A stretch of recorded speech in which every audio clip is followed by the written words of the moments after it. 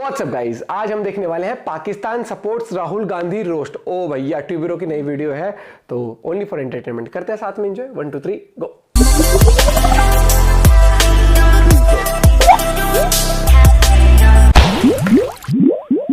फ्रॉडिये मोदी के झूठ और मुस्लिम दुश्मनी के बयानात को लेकर कांग्रेस के राहुल गांधी ने कड़ी तनकीद की है। भारतीयों ने नरेंद्र मोदी कह लें, दरिंदर मोदी कह लें, उसको वाज़े पैगाम दे दिए है। इस बार मोदी इंतखाबात में मुंह के बल गिर जाएगा। आइए देखते हैं, मजा आएगा। 2024 में किसकी सरकार बनेगी? भाजपा बनेगी और किसकी बनेगी? आए इंडिया गठबंधन है। अरे गठबंधन में जब अपने घर में ना इत्तेफाकी रहेगी तो जो बाहर कहाँ से हो पाएगा? रुको जरा, सब्र करो। तो भाजपा में कहा है सर? भाजपा में हर चीज है। तो उनसे दुकानदारी कर रहे हैं, 2 पैसा कमा रहे हैं, खा रहे हैं, न कहीं दंगा है न कहीं फसाद है। मोदी योगी का सरकार की घाट बहुत बढ़िया है, हमारे हिसाब से सबसे अच्छी है। आपका क्या नाम है? मोहम्मद कमरुद्दीन नाम है। शर्म आनी चाहिए, लेकिन तुम भी तो मोदी के चेहरे हो, तुम्हारा शर्म से क्या काम? तुम लोग को शर्म आती नहीं? रोती रहो। हेलो, भारत में लोकसभा चुनाव क्या शुरू हुए? पौड़कों का मोदी जी के विरोध में प्रचार शुरू हो गया है। बंदे मोदी जी के खिलाफ इसके तरफ भौंकते फिर रहे हैं, मानो इस बार उनको सत्ता से हटाकर ही मानेंगे। और बंदे सपोर्ट किसको करते फिर रहे हैं? हिंदुस्तान के अंदर इस वक्त जो नरेंद्र मोदी और बीजेपी हैं वो महासभा, हिंदू महासभा को रिप्रेजेंट कर रहे हैं। तो चाहे वो राहुल गांधी हो, चाहे वो कोई भी और सियासतदान हो जो नरेंद्र मोदी को रोक सकता है, हर उस शख्स को सपोर्ट करेंगे जो नरेंद्र मोदी का रास्ता रोकेगा। ये पेटू राहुल गांधी के साथ मिलकर मोदी जी का रास्ता रोकेगा। तो साला कल तक अपनी गिरफ्तारी के डर से खुद रास्तों पर भागता फिर रहा था।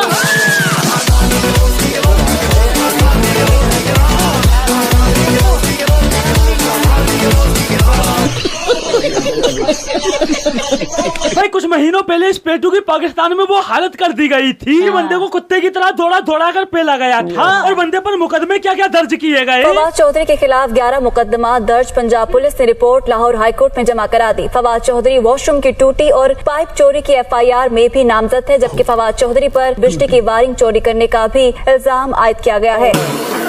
भाई एक बात तो है, टोटी चोर चाहे इस पार हो या बॉर्डर पार, करेगा कांग्रेस को सपोर्ट ही। हालांकि पता सबको है मोदी के मुकाबले में कोई ऐसा स्ट्रॉन्ग लीडर नजर नहीं आ रहा इंडिया के अंदर। और ये सिचुएशन, ये खबर हमारे लिए अच्छी नहीं है। और पौड़कों के लिए ये खबर अच्छी क्यों नहीं है? क्योंकि नरेंद्र मोदी का भी बड़े अग्रेसिव किस्म के बयान आ रहे थे पाकिस्तान के बारे में कि हम वहाँ पे घुस के मारेंगे दहशतगर्दों को। और ये सिर्फ बयानात नहीं थे, अब तो रिपोर्ट्स भी आ गई हैं कि इस किस्म की उनकी स्ट्रेटेजी रही है।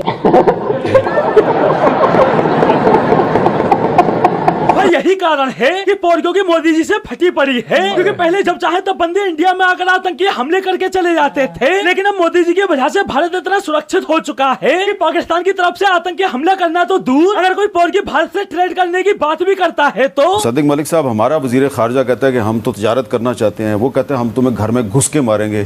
और भारत पाकिस्तानी आतंकियों को घर में घुस के मार भी रहा है, लेकिन उसके बावजूद भी पौड़की है कि यूं राजनाथ सिंह, मुंह संभाल कर बात करो, तुम्हारी औकात नहीं है घुस कर मारने की। वल्लू बता इसे बता। वजीर दिफा राजनाथ सिंह, उन्होंने एक इंटरव्यू में कहा था कि ये जो आतंकवादी हैं अगर भाग के पाकिस्तान भी चले जाएं तो हम वहाँ उन्हें घुस के मारेंगे। अच्छा, और वो मार भी रहे।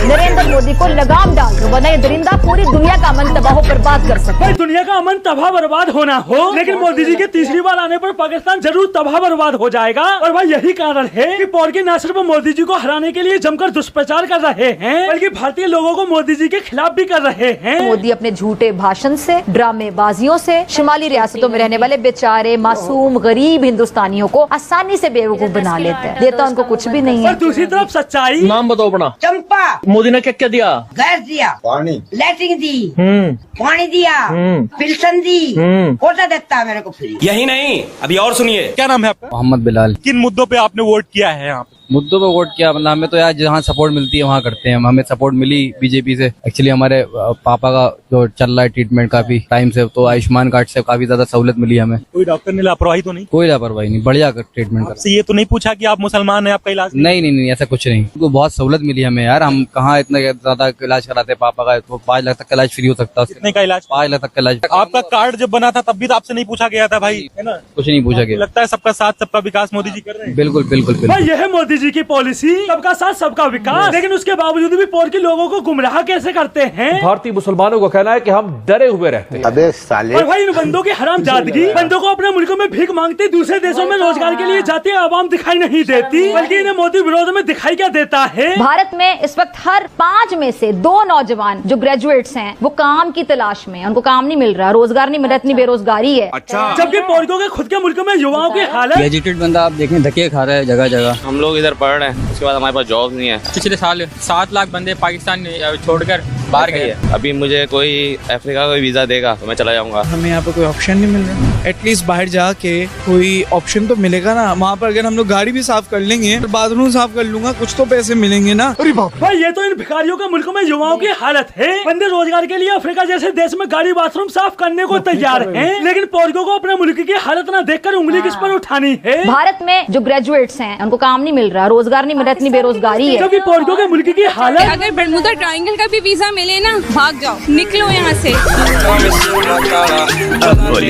कैसा लग रहा है? मोदी मेरे ख्याल से खातिर इंसान है, इसमें किसी को शक नहीं होना चाहिए। हिंदुस्तान में किसी को शक है भी नहीं, तभी तो इन्हें 2 बार पीएम बना दिया। रही बात तेरे गला फाड़ फाड़ कर चिल्लाने की, तो इस सबसे कोई फर्क नहीं पड़ने वाला और नरेंद्र मोदी ही शायद दोबारा प्राइम मिनिस्टर बनेंगे भारत के। और भैया अनुमान लगाने वाला कोई हिंदुस्तानी मीडिया नहीं है, यह पाक मीडिया में बैठे पाकिस्तानी पॉलिटिकल एक्सपर्ट जो मोदी जी को एक दफा फिर पीएम बनता देख रहे हैं। प्राइम मिनिस्टर नरेंद्र मोदी, लग ये रहा है कि शायद वो ही अगले प्राइम मिनिस्टर होंगे। लेकिन इस बीच इनका सबसे बड़ा दुख क्या है? मुझे तो ये नजर आता है कि पाकिस्तान से मोदी जीत भी जाएंगे तो बात नहीं करेंगे। और यही कारण है कि सारे के सारे पोरकी मोदी जी के खिलाफ हो गए हैं और चिल्लाते फिर रहे हैं। गुजरात का कसाई नामंजूर, जैसे ये बहन की घोड़ी इंडिया में वोट डालने आ रही हो जो नामंजूर। मतलब भारत में लोकसभा चुनाव क्या शुरू हुए, पोरकियों ने मोदी जी को हराने के लिए पिछवाड़े का पूरा जोर लगा दिया है। और इस मुहिम में अकेले पोरकी ही शामिल नहीं है, बल्कि इंडिया में मौजूद कुछ आटू घाटू झाटू भी शामिल हैं। ये बंदे मोदी विरोध में इस कदर पागल हो चुके हैं कि बंदों को देश में हो रहा विकास ही नहीं दिखाई दे रहा, जबकि उधर पोरकी खुद कहते फिर रहे हैं भारत आज दुनिया की 5वीं बड़ी मईशत है। 625 अरब डॉलर उसके जरिए मुबादला है। IT, तिजारत, सफारतकारी, स्पोर्ट्स, फिल्म इंडस्ट्री, भारत कहीं से कहीं पहुंच चुका है। वो सिर्फ चांद पर नहीं पहुंचा बल्कि इन शोबों में भी चांद पर पहुंच चुका है। गुर्बत कम हुई है, मिडिल क्लास में इजाफा हुआ है। भारत वो मुल्क, वाहिद मुल्क है जिस पर चीन, अमेरिका और रूस मुत्तहिद हैं, जिस पर ईरान और सऊदी अरब मुत्तहिद हैं, और जो अब अरब पतियों में तीसरा बड़ा मुल्क है। और हर काबिल जिक्र मुसलमान मुल्क नरेंद्र मोदी को आला सिविलियन अवार्ड दे चुका है। और हालत ये है कि एक तरफ वो बाबरी मस्जिद गिराकर मंदिर की अयोध्या मंदिर की इफ्तिताह कर रहा था, दूसरी तरफ UAE में भी मंदिर का इफ्तिताह हो रहा था। सही है। यह है आज मोदी जी के नेतृत्व में भारत की पावर। जो पाकिस्तान भारत के खिलाफ हमेशा जहर उगलता था, वो तक आज मोदी जी के काम का गुणगान कर रहा है। अब भाई तुम्हें डिसाइड करना है कि तुम्हें भारत में कैसा पीएम चाहिए, विकास के साथ साथ दूसरे देशों की आंखों में आंखें डालकर जवाब देने वाला, या घोटालों के पीछे छुपकर हिंदुओं का विरोध करने वाला। और रही बात पाकिस्तान की, तो उनके पास भी एटम बम है, ये याद रखिए। वो भी चूड़ियां पहने हुए नहीं। अरे भी पहना देंगे। ये कोई शक नहीं, करी चेक नहीं, बजट दिया चले सरदारी। तो दोस्तों आज के लिए बस इतना ही, फिर मिलते हैं अगली वीडियो में। क्या बात है भैया, एक ना आज तो ऐसा टीवी पर भरा बैठा था, इसने कहा तुमने मोदी जी के बारे में क्या कैसे दी। ये तो जो कोनेन की है एंकर जो है, ये जो न्यूज एंकर है फिजा खलीफा, इसका तो एक चीज बता रही हूँ, पता है ये तो ज्यादा क्यों करती है, क्योंकि एक चीज बता, पाकिस्तान में चैनल है, पाकिस्तान में है क्या न्यूज जो ये दिखाए उसमें। दूसरी पॉइंट, एक बहुत बड़ा पॉइंट, चीज ऐसे पता है अपने देश के इलेक्शन तो कब हुए कब पता नहीं हुए, नहीं किसी को घंटा फर्क नहीं पड़ा। इसे पता है इंडिया के इलेक्शन के बारे में जब तक नहीं बोलेगी ना, तब तक इसके घर में भी 4 रोटी आएगी। मानो या ना मानो, 2 ही पॉइंट है। नहीं, ये रोटी भी मोदी के नाम से खा रही है, वहाँ पर टीआरपी रोटी भी मोदी के नाम से खा रही है। मैं सिंपल साइकोलॉजी एक चीज कहूंगा, देश के अंदर तरक्की हो रही है, डेवलपमेंट हो रहा है, हर चीज हो रही है, रोजगार भी लोगों को मिल रहा है, दिख रहा है। लेकिन जिन अंध भक्तों को सीरियसली ये लगता है कि नौकरी सरकार देगी, सबको देगी, तो भैया उस अंधविश्वास में तुमने पहले मोदी से पहले भी नौकरी मांग ली होती, फिर तो इतना ही वो था, तो ठीक है। तो उसके बाद भी और उससे पहले भी ना मोदी की सरकार, कोई सरकार आपको 2014 से पहले तो जैसे सबको रोजगार, मतलब 140 करोड़ जो लोगों को लग रहा है कि सरकार नौकरी देगी, TCS में जाना होगा, या फिर मान लो आपको अंबानी किसी कंपनी में काम करना होगा, या मैगी की फैक्ट्री में करना होगा, मारुति की फैक्ट्री में काम करना, तो वहां पर सरकार नौकरी नहीं देती, वो कंपनी देती है। उसके लिए आपको सक्षम होना पड़ता है, पढ़े लिखे होना पड़ता है। नहीं कम पढ़े लिखे होगे तो आपको गार्ड की मिल जाएगी, क्लर्क की मिल जाएगी। अच्छे पढ़े लिखे होगे तो आपको मैनेजर की, CEO की मिल जाएगी। इसमें सरकार का दूर दूर तक योगदान है। सरकार का बस ये है कि बड़ी बड़ी कंपनियों को हेल्प करना इंडिया में सेटअप करने के लिए, कि यहाँ पर रोजगार बनाए। और सरकार एक लिमिटेड क्वांटिटी में नौकरी दे सकती है, चाहे फौज में देनी हो, एयरफोर्स, आर्मी, नेवी में या सेंट्रल में, वो लिमिटेड ही दे सकती है। तो इन बहकावों में मत आओ कि हम आगे तो हम ही रोजगार दे देंगे युवाओं को रोजगार कोई नहीं देता। युवाओं को रोजगार मिलता है मेहनत से, ठीक है। इस चीज पर रहो। कोई सरकार आके आपको कहती है कि हम सबको रोजगार दे देंगे, तो वो देश को बेच जाएगी। 5 साल बाद आपका देश नहीं बचेगा, और फिर जो 5 साल आपने नौकरी कर दी, आपकी धरती मार टिक जाएंगे, ना आपके पास नौकरी रहेगी, ना देश के पास पैसा रहेगा, देश भी फिर गिरवी रख दिया जाएगा।